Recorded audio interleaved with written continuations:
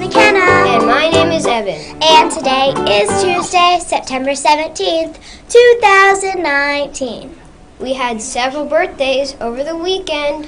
Happy birthday to Eli in Mrs. Samretta's room, Mason in Mrs. Hollinsberg's room, McKinley and Abu in Mrs. Merricklin's room, Kyra in Mr. LaRosa's room, Bristol in Mrs. Manslanky's room. This week's habit is habit 2. Begin with the end in mind. Begin with the end in mind is having a plan to get something accomplished. What is your thing that you're going to get accomplished today, and how will you get it accomplished?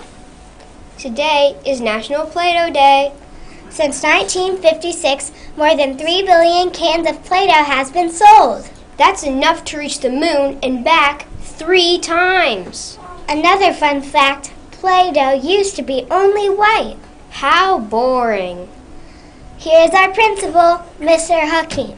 Mr. Hakeem, what is your favorite thing to make out of Play-Doh?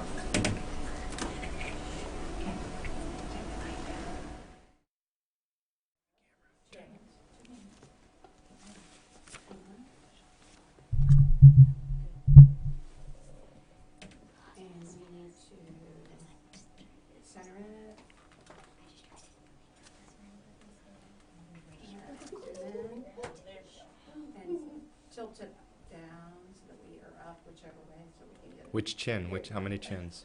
There we go. Okay? No, I'm cutting off his head. Oh boy. There you go. Much. Perfect. But I think he says that Perfect. We good? And go.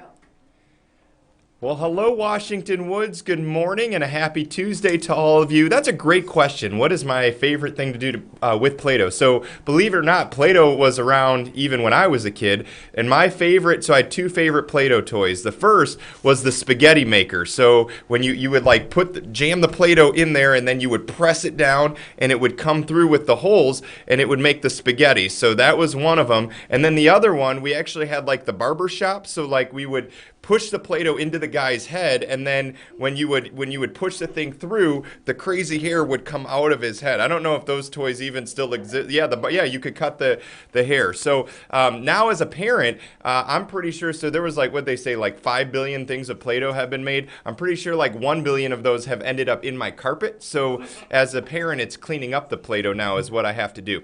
So good morning, hello everybody. Missed you guys yesterday. I was out of the building for some meetings, but I am back today. One thing that I've gotten from students, so a question I begin, Mr. Hakeem, where are the jokes? Like, where are our jokes of the day?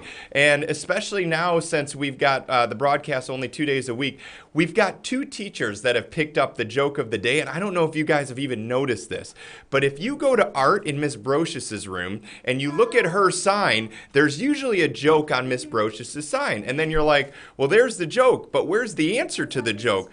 You look across the hall to Mrs. Rowe's classroom, and her sign has the answer to the joke. So the jokes are still around.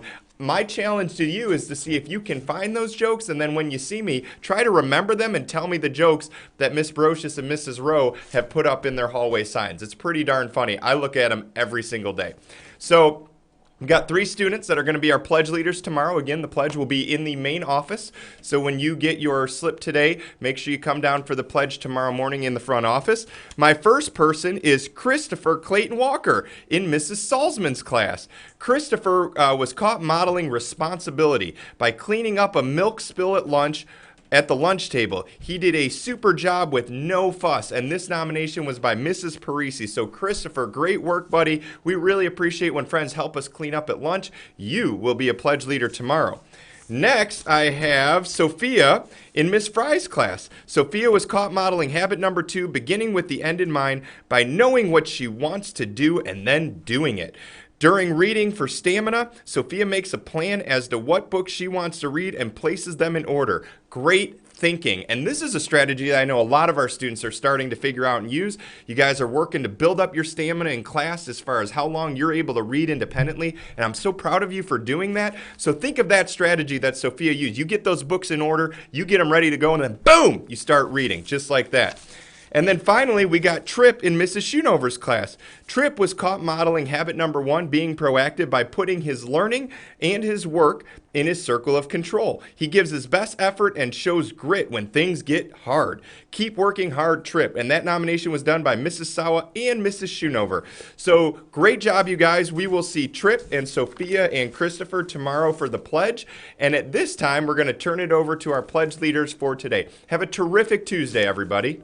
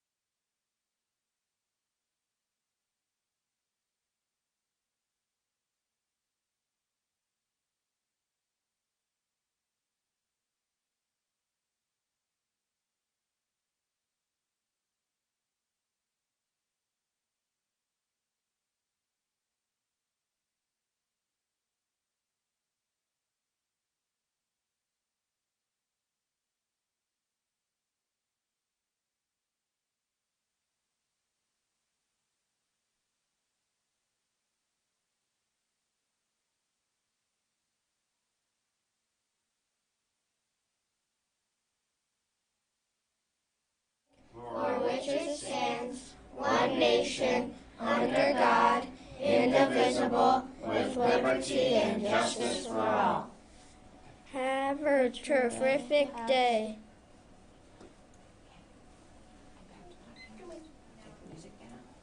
Boom.